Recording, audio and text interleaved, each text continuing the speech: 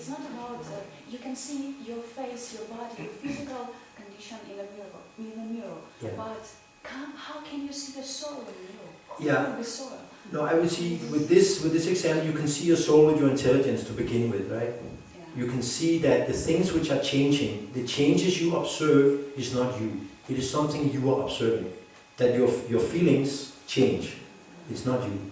Your body is changing. It's not you. Your thoughts are changing. It's something you can observe, right? It's like I can observe the microphone stand, right? So I'm apart from that. So that's a beginning intellectual understanding. If you then, from that, think, yeah, that's right. There's something about me I haven't figured out. There's something.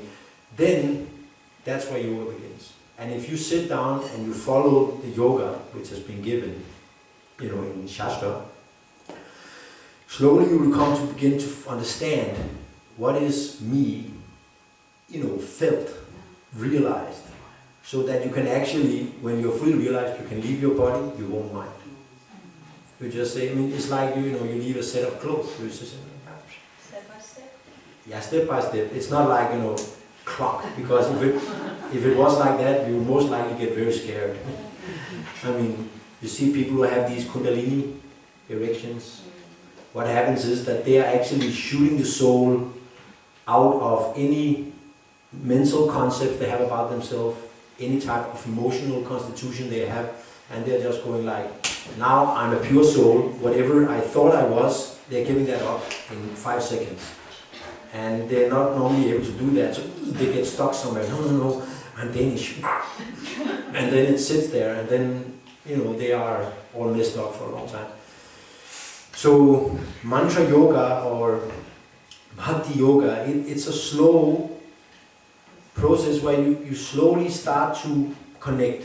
You get some vague feelings, and basically on the heart. You begin to feel that your heart gets softer, you can feel different energies.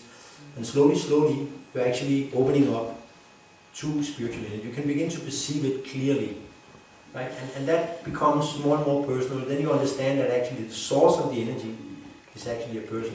And then you can begin to speak about having a loving exchange with God. But it is a process where you start with some faith, some, like an intellectual perception. Yes, there is more to life. How we can say everything comes from nothing? That is really illogical. To say that, megaton on megaton planets which are floating in space, and the energy of the sun, it just came from nothing. What type of kind of like mental, abstraction would you have to make such a conclusion? It's nonsense. It doesn't make sense. So things are here, and it makes sense. There are systems in everything.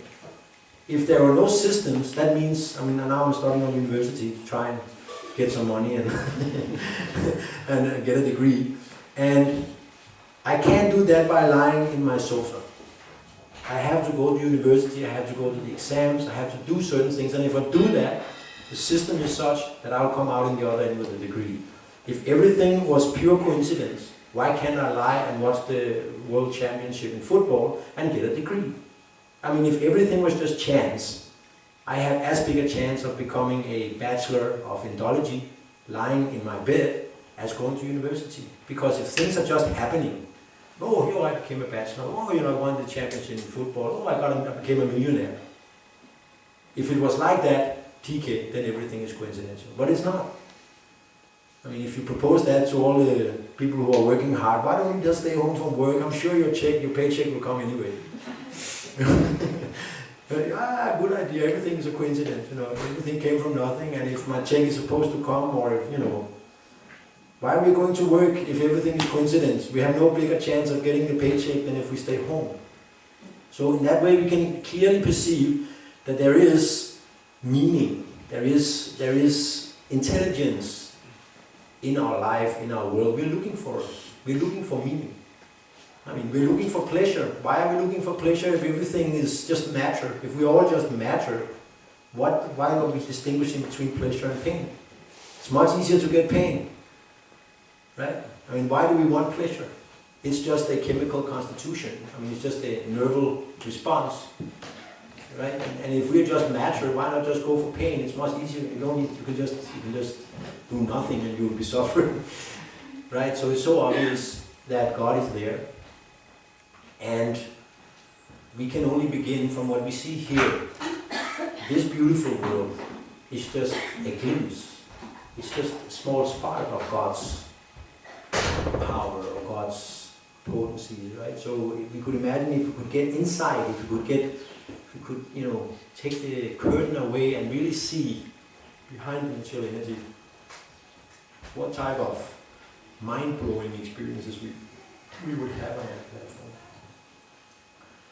And that is something we can do with this type of body. I mean, it's something which it's meant for. I mean, that's what it's meant for. So I mean, that is why we say, why die?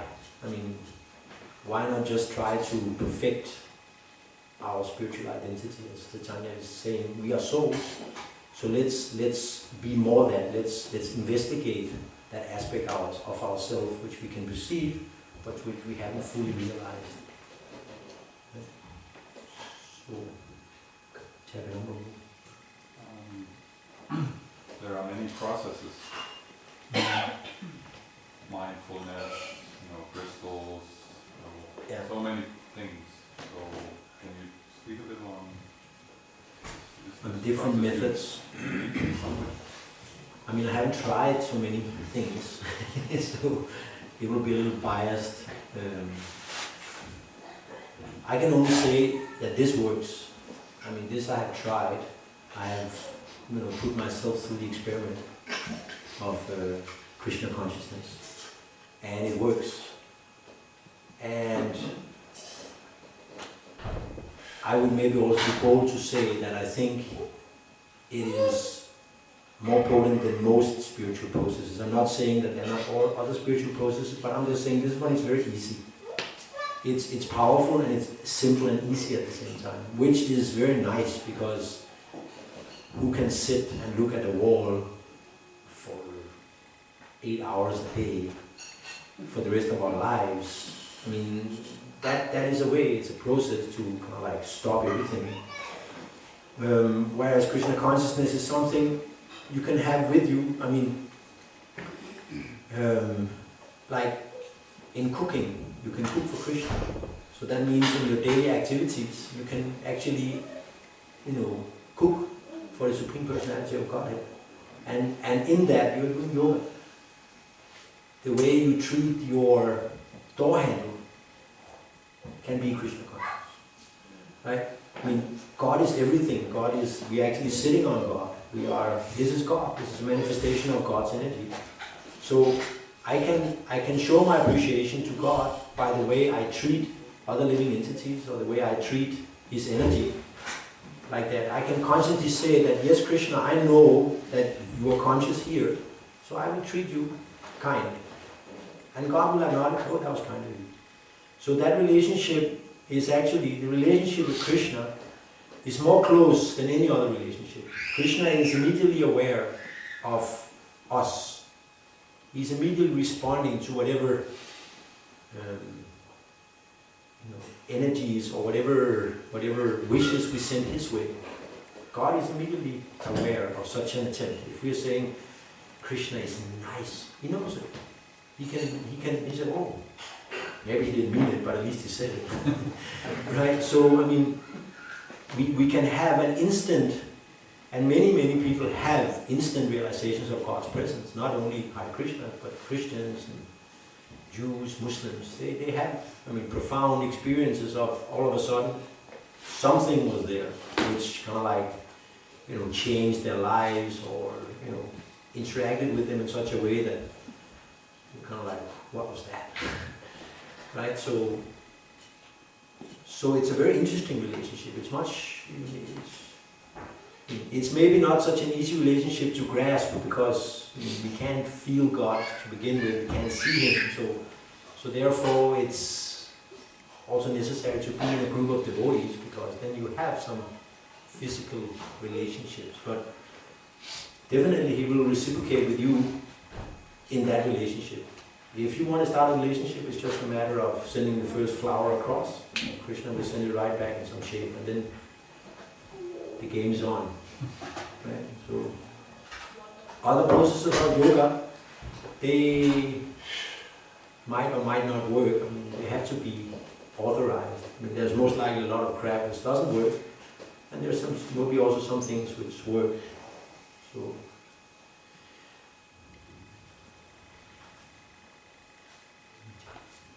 Yes.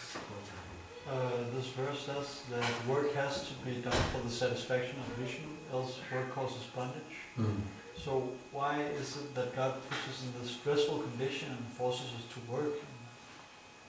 To force us to work for our own good or work in general? We have to work. Yeah. That's because he's very kind. I mean, could you imagine that you would get everything for free? There was this story once about, I think it was a boy who got the blessings that everyone would like him and he would get whatever he wanted.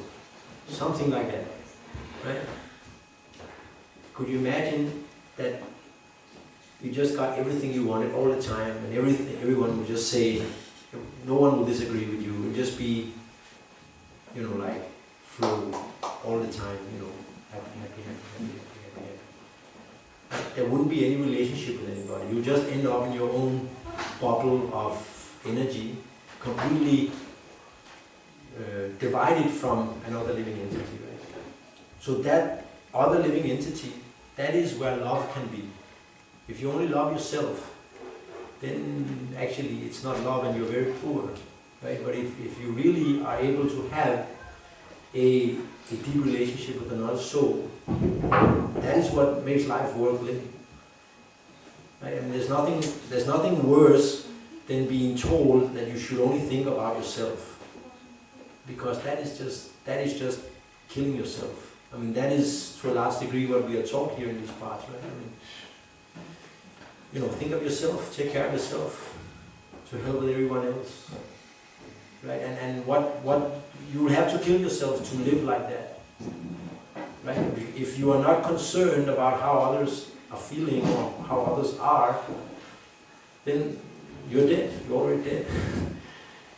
Right? So that we have to work also means that we understand that this is not the ideal position. I mean, to be, a material junkie who are thriving on material energy, that is the worst position to remain in. That's why God Jai Shri Shri Gaura.